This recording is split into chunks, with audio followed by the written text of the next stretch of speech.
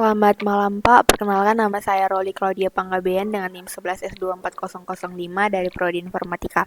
Pada kesempatan ini saya akan mempresentasikan hasil praktikum pemrograman berorientasi objek dengan studi kasus To-Do App menggunakan konsep Clean Architecture. Jadi tujuan praktikum ini ada beberapa. Yang pertama, menerapkan konsep Clean Architecture dalam pemrograman Java.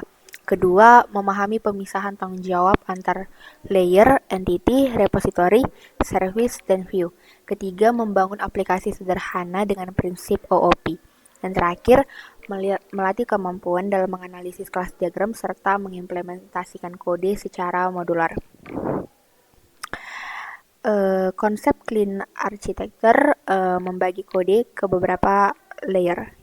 Entity menyimpan logika inti dan data aplikasi, kemudian repository mengatur akses dan penyimpanan data, service menjalankan aturan bisnis dan operasi utama, view menampilkan antarmuka untuk pengguna, dan prinsip penting di sini adalah dependency inversion, di mana kita lebih dulu mendefinisikan interface sebelum implementasinya. Dengan arsitektur seperti ini, kode jadi modular, mudah diuji, dan lebih gampang dikembangkan. Selanjutnya adalah UML class diagram. Jadi berikut class diagram dari To-Do App. Di sini terlihat ada entity To-Do, kemudian repository dengan interface To-Do repository dari implementasi To-Do repository LMPL. Lalu service dengan interface To-Do service dan implementasi To-Do service LMPL. Serta view dengan To-Do view dan input util. Diagram ini memperlihatkan relasi interface dengan implementasinya secara jelas. Selanjutnya adalah entity layer. Di entity layer kita punya kelas utama yaitu To-Do. Kelas ini menyimpan data setiap tugas seperti ID, title, dan status selesai. Entity di sini bertanggung jawab pada representasi objek To-Do. Dan yang penting layer ini independen dan tidak bergantung pada layer lain. Selanjutnya adalah repository layer, di mana di repository layer ada To-Do repository sebagai interface yang mendefinisikan kontrak CRUD. Implementasinya ada di To-Do repository LMPL yang menyimpan data dalam array. Fungsi utamanya untuk tambah, hapus, update, cari, dan urutkan To-Do. Dengan repository, data bisa diatur tanpa harus mempengaruhi logika bisnis. Selanjutnya adalah service layer. Di service layer berisi To-Do service sebagai interface dan To-Do service LMPL sebagai implementasi. Disinilah logika aplikasi dijalankan, seperti tambah, hapus, update, cari, dan sort. Service menjadi jembatan antara repository dan view, jadi view tidak langsung berhubungan dengan data. Selanjutnya adalah view layer. Di view layer diwakili oleh To-Do view.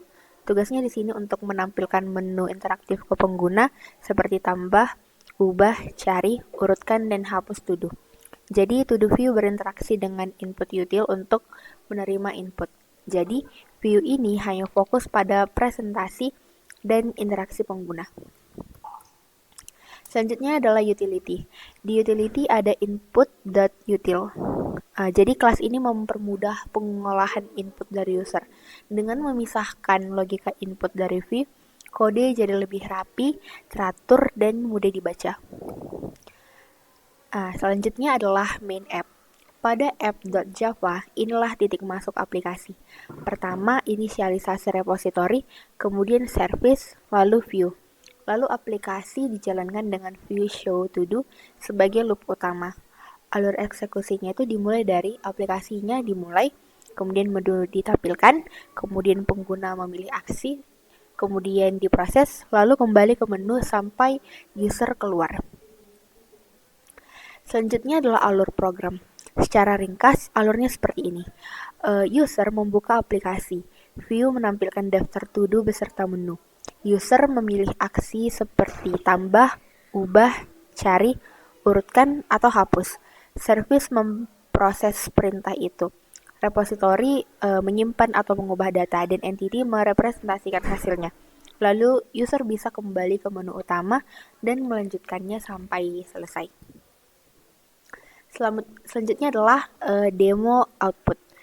Jadi contoh eksekusi aplikasinya itu seperti saat menambah to-do, item baru akan langsung tampil di daftar. Kalau menghapus, daftar otomatis diperbarui.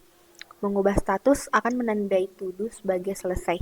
Kalau mencari atau mengurutkan, data ditampilkan sesuai kriteria. Demo ini menunjukkan bagaimana setiap layer saling berinteraksi. Jadi kesimpulannya, Clean Architecture berhasil memisahkan kode sesuai tanggung jawabnya. Entity, repository, service, dan view membentuk alur terstruktur. Dengan arsitektur ini, To-Do App menjadi modular, lebih mudah dirawat, dan bisa dikembangkan lebih lanjut. Selain itu, penerapan konsep OOP juga membantu dalam enkapsulasi, reusabilitas, dan maintainability kode. Sekian presentasi saya, terima kasih.